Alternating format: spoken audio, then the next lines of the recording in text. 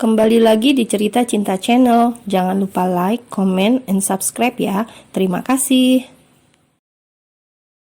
Kita anggap kejadian tadi tidak pernah terjadi, tapi ikuti aku sampai jam 9 malam. Aku bayar 10 kali lipat. Kontan saja Levia mundur, masih dengan tangan yang sibuk menurunkan dress pendek yang ia kenakan. Maaf tuan, saya bukan gadis seperti itu. Saya tidak melakukan pekerjaan sampingan seperti tuan kira. Levia jelas takut dikira ia dijadikan gadis bayaran yang akan menghibur pria itu hingga jam 9 malam nanti. Apa susahnya hanya berdiri di sampingku, tidak usah melakukan apapun. Kau bahkan bisa puas makan apa saja di dalam. Celetuk sang pria yang paham bila ia sedang disalahpahami. Levia menatap sosok pria tampan itu lekat-lekat, kemudian bertanya dengan suaranya yang pelan. Makan. Kau pikir apa? Tidur denganku? Hei, bersihkan isi kepalamu yang kotor itu, ujar si pria dengan sedikit tersenyum. Levia hanya menelan ludah, kemudian lama-lama ia amati sosok tersebut. Apa mereka pernah bertemu karena ia merasa tidak asing. Refleks ia gunakan tangan untuk menutupi bagian atas wajah pria itu. Seketika ia teringat dengan sosok pria yang menabrak motor yang ia kendarai di lampu merah. Hei, apa yang kau lakukan? Tanya Zio heran pada kelakuan aneh Levia. Tuan tidak ingat saya? Lampu merah, cek. Zio kemudian tersenyum tipis. Bagaimana dia tidak ingat? Dia sangat ingat bagaimana gadis itu menyetir ugal-ugalan, yang ia heran mengapa ia yang menyetir, sedangkan yang dibonceng justru si jaket hijau-hijau. Sebelum sampai lampu merah waktu itu, Levia sempat jadi perhatian Zio dan adiknya V. Dan setelah ingin memastikan semua persiapan untuk hotelnya, ia malah menangkap pencuri sushi. Sekalian sambil menyelam minum air, malam ini sang mama akan mengenalkan dia dengan banyak putri-putri pengusaha kenalan sang papa. Bila ia menggandeng Levia ke dalam, setidaknya dia akan bebas dari tekanan perjodohan yang tidak masuk akal. Zio memang sudah masuk usia matang untuk menikah. Usianya sudah 33 tahun, namun ia memang belum berkeinginan untuk menyudahi masa lajangnya karena belum ada seorang wanita yang membuat hatinya bergetar. Lagian selama ini sibuk dengan hotel yang ia miliki, terlalu asik bekerja hingga Zio lupa menikah. Sudah, jangan bahas itu. Dan yang paling penting, bila ada yang bertanya di dalam, katakan saja kita teman dekat. Hah? Teman dekat? Aku? Mengerti? Tanya Zio karena melihat Levia hanya bengong. Tuan mau saya pura-pura? Seketika dengan cepat Zio mengangguk. Waktuku tidak banyak, ayo langsung masuk. Zio dengan paksa melingkarkan lengan Levia di tangannya. Ballroom Ritz Hotel. Jarang memakai high heels membuat Levia sempat kesusahan berjalan mengimbangi pria di sampingnya. Apalagi saat ia memasuki ballroom, ia merasa semua sorot mata tertuju padanya. Tetap tenang, anggap mereka orang-orang di pusat perbelanjaan. Acuhkan mereka, tetap fokus padaku saja. Jika berhasil, aku pastikan akan memberikanmu hadiah tambahan. Zio mungkin merasa tubuh Levia bergetar karena grogi ditatap banyak ratusan mata. Mau bagaimana lagi? Daripada sibuk diperkenalkan dengan banyak wanita yang kadang sok genit dan berakhir menerornya sepanjang bulan, lebih baik ia pura-pura sudah punya gandengan. Saya grogi tuan, bisik Levia. Aku lihat kau begitu lahap makan sushi tadi, sepertinya kamu hanya butuh makan. Kita berjalan ke sana, makan saja dan bersikaplah santai, jangan tegang. Kau tahu, aku seperti berjalan dengan sebuah patung. Levia langsung mendongak dan Zio melirik sambil tersenyum. Aku tahu dari auramu kau gadis baik-baik, sepertinya akan mudah meminta bantuan padamu. Zio pun membawa Levia ke depan meja yang dipenuhi ratusan hidangan istimewa. Makanlah, tapi dengan pelan. Melihat menu-menu yang seakan sedang melambai padanya, Levi pun mengambil sebuah kue yang manisnya pas di lidah.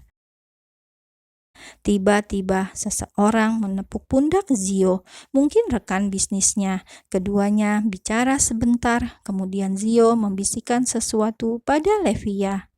"Tunggu sebentar, tetap di sini." Levia mengangguk dengan canggung. Selepas Zio pergi, ia kemudian menjelajahi aneka makanan yang biasanya hanya bisa ia lihat, tapi tidak bisa ia rasakan. Saat akan mengambil minum, seorang pria tiba-tiba memberikan gelas padanya. "Aku pikir kau gadis baik-baik, ternyata ini aslimu. Apa kau mengincar pria kaya di sini?" cibir seorang pria yang suaranya tidak asing di telinga Levia. "Berapa uang yang kau keluarkan untuk ke salon? Apa baju itu milikmu sendiri? Apa pinjam? Aku lihat itu mahal, jadi hati-hati jangan sampai kau merusaknya," sindirnya lagi. "Dasar pria julid, untuk apa kau tampan dan kaya raya kalau mulutmu seperti cabai but jolokia?" Levia yang kesal karena sindiran kasar Dirga, ia hanya diam menahan emosinya. "Maaf tuan, saya tidak mengenal Anda." Dengan memasang senyum palsu, Levia memilih pergi meninggalkan anak terong yang julid tersebut. "Hei, sombong sekali gadis karbol ini." Duk, karena berjalan tidak hati-hati, Levia malah menabrak seseorang. Untung itu adalah Zio, kalau orang lain pasti dia kena omel. "Hei, tap tap tap." Dirga mendekati keduanya. Saat semakin dekat, bibirnya tersenyum getir. "Gadis matre, kau tahu mana tangkapan ikan segar." Sedangkan Zio, ia yang melihat Dirga yang berjalan ke arahnya, ia pun langsung memanggil saudara sepupunya itu. "Kau mau kemana? Tugas pertama belum selesai. Ayo, aku kenalkan dengan seseorang," ucap Zio setengah berbisik. Sebenarnya Levia ingin pergi, namun karena pria itu langsung menarik tangannya, Levia pun menurut. "Sendirian? Mana Diska? Dan aku tidak melihat Om dan Tante Jen." "Ada, mereka ada di sana." Dirga menatap Levia, padahal Zio yang mengajak dia bicara. "Oh ya, kenalkan teman dekat Mas Zio." Seketika Dirga langsung berdecak, tapi dalam hati. "Dirga." Dengan pura-pura baik hati, Dirga mengulurkan tangan lebih dulu. Mau tidak mau, Levia mengenalkan diri. "Levi." Dua pria itu sama-sama menatap pada gadis yang sama. "Nama yang cantik, tapi kau cantik karena polesan. Dasar matre." Aku harap Mas Zio membuka matanya agar dia tahu ular apa yang sedang berada di sebelahnya. Jiwa-jiwa julid kembali mengembang di dalam hati Dirga, apalagi saat ia melihat bagaimana saat Zio memperlakukan Levia bagai putri. Asli, Dirga mual, entah karena benci, kesal, atau malah jealous. "Kami kesana dulu, Gah." Dirga mengangguk, sedangkan Zio dengan langkah tegap dan gentleman, ia menggandeng Levia yang sudah ia sulap jadi Cinderella, siap untuk ia kenalkan pada Radhika dan Elvira, agar keduanya tidak usah sibuk menjodohkan dirinya dengan banyak wanita. "Aku lihat Dirga sejak tadi memperhatikanmu. Apa kalian saling kenal?" tanya Zio penasaran sambil terus melangkah. "Mana mungkin saya mengenal pria-pria dari kalangan kalian, Tuan," jawab Levia spontan. "Benarkah? Aku kira dia tertarik padamu." "Tuan salah, dia sangat membenciku." Seketika Zio berhenti melangkah. "Kau bohong, kalian sudah mengenal." "Katakan padaku, siapa kau, Levi?" Levia pun ikut berhenti. Ia menatap wajah tampan Zio yang bikin nagih. Hanya gadis pencuri sushi seperti kata Tuan. Jawab Levia membuat Zio langsung tersenyum. Aku rasa aku harus mengenal pencuri ini lebih jauh. Apa hati Zio mulai berdesir. Sedangkan dari kejauhan, Dirga yang nampak kesal memilih menegak beberapa gelas minuman. Mungkin jengkel melihat gadis karbol yang membuat Zio tersenyum. Padahal sepupunya itu alergi dekat dengan wanita sembarangan. Ini malah tersenyum pada gadis karbol. Tidak bisa, ia mendadak tidak terima.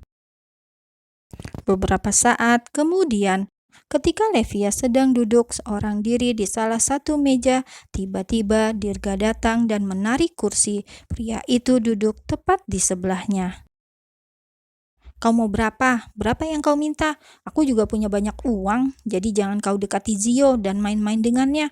Aku akan berikan banyak, tapi pergi dari kehidupan kami, ucap Dirga yang mulutnya bau minuman. Sepertinya ia terlalu banyak minum, padahal 1-2 gelas tidak akan membuatnya seperti ini. Maaf Tuan, aku rasa Tuan salah sangka. Dirga tersenyum getir, kemudian menatap wajah cantik Levia dalam-dalam, dan tiba-tiba saja wajah Levia berubah jadi arunika di matanya. Seketika mata Dirga terbelalak. Pria itu kemudian memegang tangan Levia. Kau kembali, benarkah kau kembali?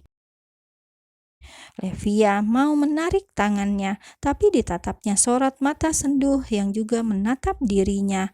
Mata yang biasanya menyalak itu terlihat sayu dan mulai berkaca-kaca.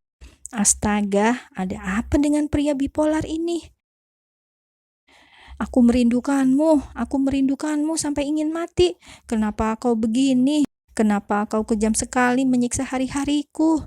Dirga mulai ngelantur. Takut tapi juga kasihan, Levia terpaksa menarik tangannya yang diciumi oleh pria bipolar tersebut. Dirga langsung menggeleng. Aku tidak akan melepaskanmu lagi, tidak akan. Tiba-tiba saja tangan pria itu menyentuh tengkuk lehernya. Ditambah lagi, Dirga semakin merapat dan mendekatkan wajahnya. Apa yang kalian lakukan? Tanya Zio sambil memegang ponsel. Sepertinya ia baru menerima telepon sebentar.